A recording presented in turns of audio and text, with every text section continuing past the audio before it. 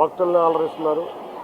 ఇవాళ చక్కగా భక్తులకి సుమారు 1,75,000 నుంచి 2 లక్షల మంది భక్తులు ఇవాళ అమ్మవారిని దర్శించుకోవడానికి రాబోతున్నారు.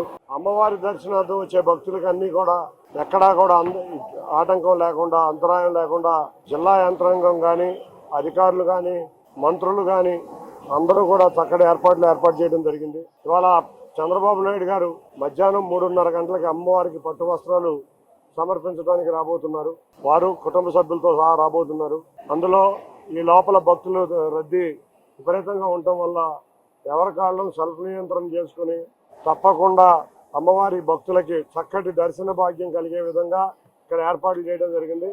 గత సంవత్సరంతో పోలిస్తే భారీగా భక్తులు వస్తున్నారు. మొన్న ఒక రోజు చూస్తే 1,49,500 మంది భక్తులు వచ్చారు. రాత్రి కూడా అర్ధరాత్రి వరకు దర్శనాలు జరిగినాయి.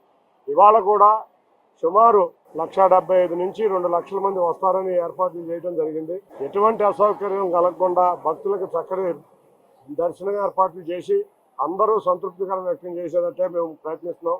నిన్నటి వరకు 88% సాటిస్ఫాక్టరీ ఇండెక్స్ వచ్చింది. దర్శనాల్లో కాదు, అన్ని రకాల్లోనూ తీసుకుంటున్నాం. శానిటేషన్లో కానీ, చిల్డ్రన్ కేర్ కానీ, ఇటువంటి అన్ని విషయాల్లోనూ 87% వచ్చింది. తప్పకుండా మిగతా కార్యక్రమాల్లో ఎక్కడ లోటుపాట్లు ఉన్నాయి వాళ్ళు మళ్ళీ సరిచేసాం. వాళ్ళ జిల్లా యంత్రాంగం కూడా అద్భుతంగా ఆర్టిఫిషియల్ ఇంటెలిజెన్స్ వాడి ఎక్కడా పిల్లలకు కూడా ట్యాగులు వేసి ఆర్టిఫిషియల్ ఇంటెలిజెన్స్ ద్వారా ఎటువంటి ఇబ్బందులు లేకుండా ట్రాఫిక్ కూడా మీరు చూస్తే సిటీలో ఎక్కడైతే ట్రాఫిక్ ఎక్కువ ఉందో ఆ ట్రాఫిక్ ప్రాంతాల్లోంచే కాకుండా వెయిటింగ్ ఏరియాస్ కూడా పెట్టాం. ఈసారి దాదాపు 4 వెయిటింగ్ ఏరియాస్ ఉన్నాయి.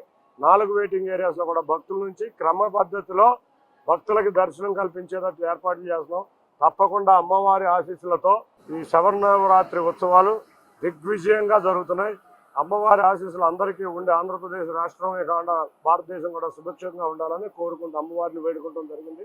తప్పకుండా అమ్మవారి ఆశీస్సులతో ప్రజలందరూ సుఖశాంతులతో ఉంటారని అందరం ఆశిద్దాం. అందరికీ కూడా మరొక్కసారి ధన్యవాదాలు. Thank you.